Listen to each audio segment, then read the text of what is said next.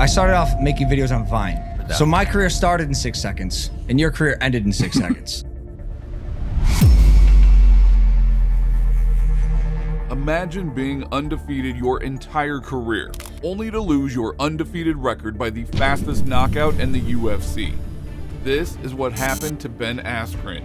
That knockout, I remember watching that going, oh my God. A wrestling powerhouse, Ben dominated the MMA world with a perfect 19-0 record outside of the UFC. But one swift knee changed everything. For me, the biggest benefit is not having to work for Dana White. That guy's a freaking scumbag. Join us as we explore this incredible rise and the sudden fall of funky Ben Askren. One and only Ben Askren. Ben Askren. Ben Askren. Ben Askren.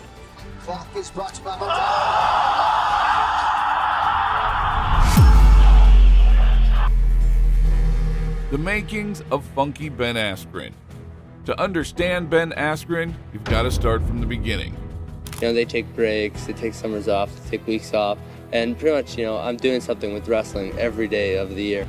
Raised in the small town of Heartland, Ben was that kid who couldn't sit still, who had a relentless drive, and always seemed to be looking for his next challenge. For Ben, sports were everything. But not just any sports. He wasn't drawn to the typical team sports.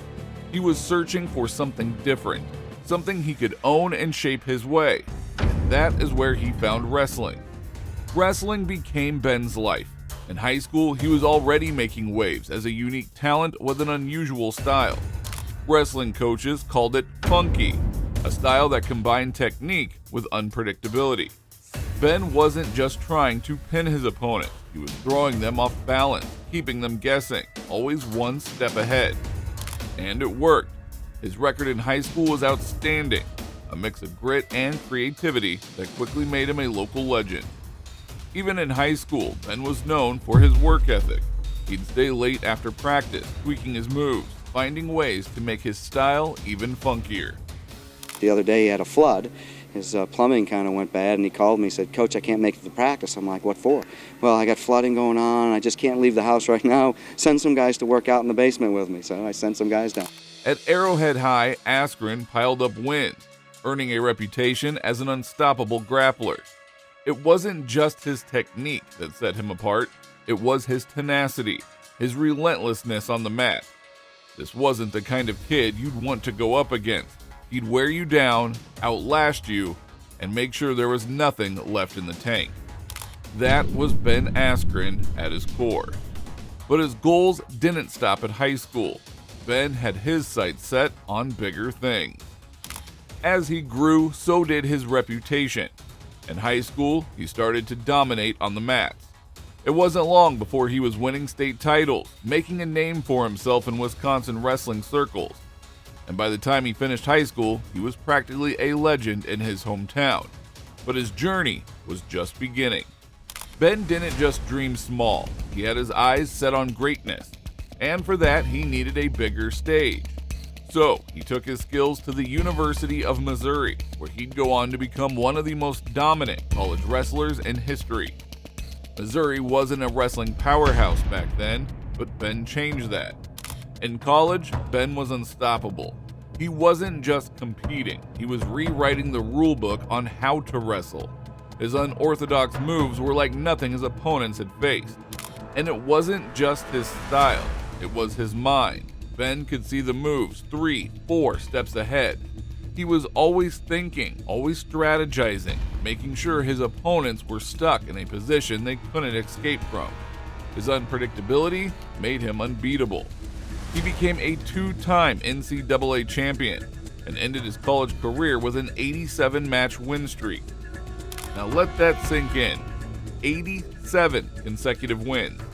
And it wasn't just about the wins, it was about how he won. His dominance on the mat, his refusal to let anyone outwork him, earned him the prestigious Hodge Trophy. Twice. The Hodge Trophy is wrestling's answer to the Heisman, and Ben was one of the few who took it home twice. Ben was already a legend in wrestling circles, but he wasn't satisfied. Even with all of his accolades, his record-breaking win streak, his back-to-back Hodge trophies, Ben wanted more. Wrestling had been his life, but he had started to feel the limits of the sport, and that hunger for more would lead him into the world of MMA. Entering the MMA world. When Ben made the switch to MMA, people were skeptical. Here was a guy with zero striking background, no experience in the stand-up game, and he was stepping into a sport where punches, kicks, and submissions were all on the table. But Ben wasn't intimidated. He saw MMA as a new kind of challenge, something that he could figure out. He treated it like a puzzle.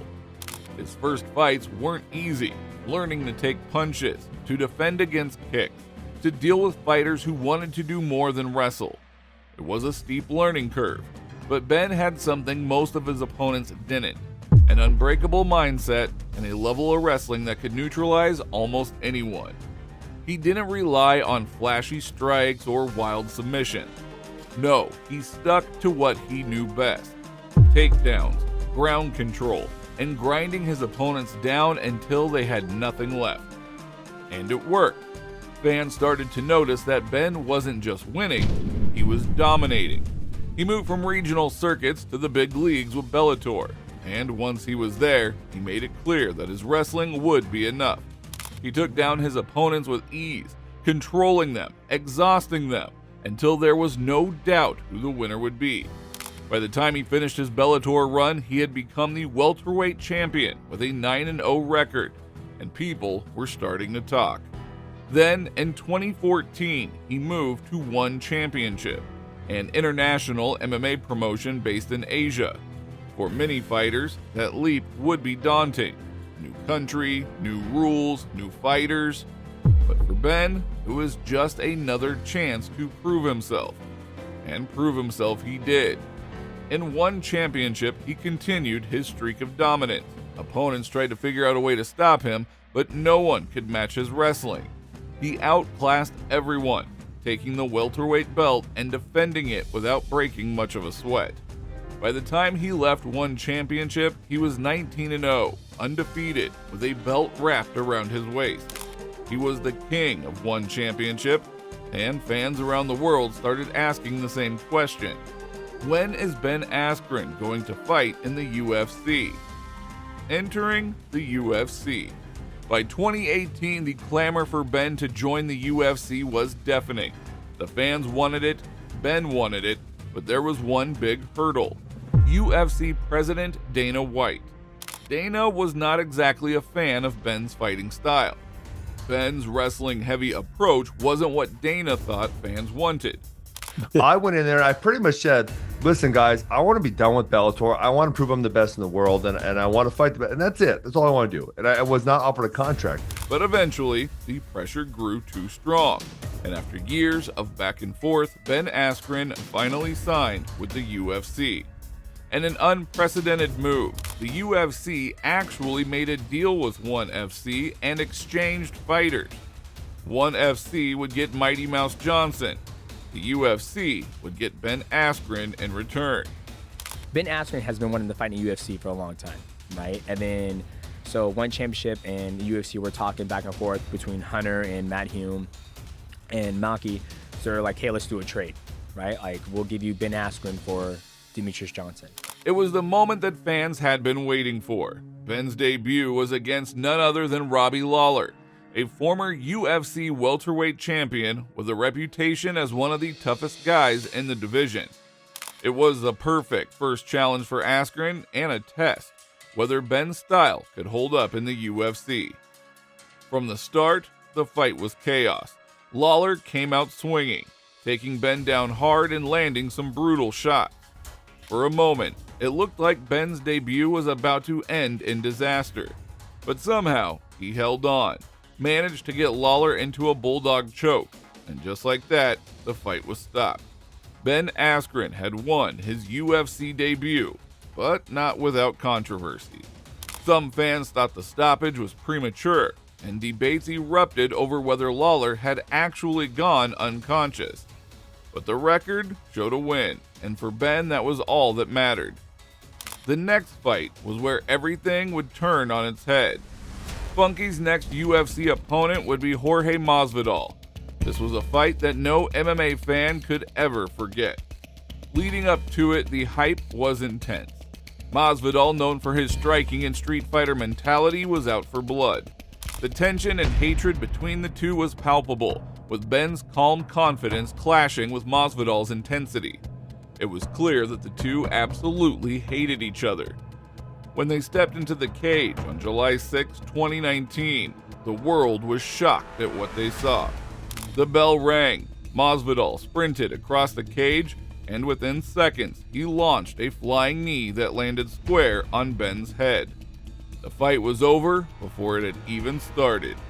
5 seconds, faster than anyone could believe. Just like that, Ben's undefeated record was gone.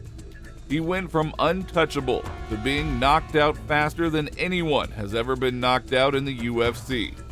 The knockout was replayed endlessly, and it even went viral on the internet, turning Masvidal into a superstar and Askren into a meme. When I can recall, I remember everything. I was like, oh, I lost to Jorge Masvidal. This freaking sucks. You know, when everyone else was more worried about me than I was worried about myself, and I didn't really have any pain of any sort. You know, not a headache, nothing on my face hurts, and so it was just like, oh Jesus, I lost to Jorge Masvidal. For most fighters, a moment like that would be the end. A defeat that humiliating, that definitive, would shatter most people. But Ben Askren took it in stride. He laughed about it, owned it, and showed fans that even in the face of complete defeat, he wasn't going to lose his sense of humor. After the Masvidal fight, Ben fought Damian Maia, a Brazilian jiu-jitsu legend. Now, many thought that this would be Ben's redemption, a fight that would play to his grappling strength. But Maia was more than ready. In the third round, Maia caught Ben in a rear naked choke, and Ben had no choice but to tap. His UFC record dropped to 1-2, and with that, his UFC journey came to an end. In late 2019, Ben announced his retirement from MMA. The Jake Paul fight. Retirement didn't mean the end of competition for Ben. In 2021, he found himself back in the spotlight, but this time it was for a boxing match against Jake Paul. Yes, Jake Paul, the YouTube star turned professional boxer. When the fight was announced, fans had mixed reactions. Some thought Ben would teach Jake a lesson, while others worried Ben was out of his depth. After all, Ben wasn't particularly known for his striking, and he was going into a sport that was only striking. The lead up to the fight was pure spectacle. Jake Paul was brash, confident, playing the part of the villain perfectly. Ben, on the other hand, seemed relaxed, almost like he didn't take the fight seriously. He didn't have a boxing background, and his physique at the weigh-in wasn't exactly peak athlete material, but he went in there ready to give it a shot. How hard could it be, right? Boxing a YouTuber? Well, turns out pretty hard. The fight didn't last long. In the very first round, Jake landed a clean right hand that sent Ben to the canvas. The ref stepped in, and the fight was over. Just like that, Ben had suffered another knockout loss. The internet exploded. Memes, tweets, clips of the knockout circulated for days. For Ben, it was another moment of public humiliation. But true to form, Ben didn't hide from it. He faced the cameras, admitted that he hadn't trained seriously for the fight, and laughed it off. How are you feeling about everything that happened on Saturday night? I mean, obviously it wasn't ideal, but I feel like I told everyone going into the fight many times. And then there's a photo of my wife and I kind of smiling with each other. It was circulating. I didn't give a after the Monday after. I'm going to be doing podcasts and coaching wrestling, win, lose, or draw. Like, there was no more fights for me. He was aware of the jokes, the criticism, but he didn't let it shake him. At least he made a ton of money by taking that fight against Paul. In fact, more than any fight of his career. Life after fighting. After the Jake Paul fight, Ben's days in the ring were truly over. But he wasn't done with the sport. Instead, he shifted his focus to coaching. He opened the Askren Wrestling Academy, a place where he could pass on his knowledge to a new generation. For Ben, coaching wasn't just about winning matches. It was about teaching young wrestlers the values that had guided him through his entire career. At his academy, Ben taught his students to work hard, to embrace the grind, and to develop their own unique styles. He encouraged them to think outside of the box, to find their own funky approach to wrestling. And the students looked up to him, not just as a coach, but as a mentor who had lived through every high and low the sport could throw at him. In addition to coaching, Ben found another outlet in podcasting. His show, Funky and the Champ, became a hit with MMA fans. On the podcast, Ben shared stories from his career, offered insights into the MMA world, and interviewed other fighters. Fans loved hearing his unfiltered opinions, his sense of humor, and his laid-back approach to life.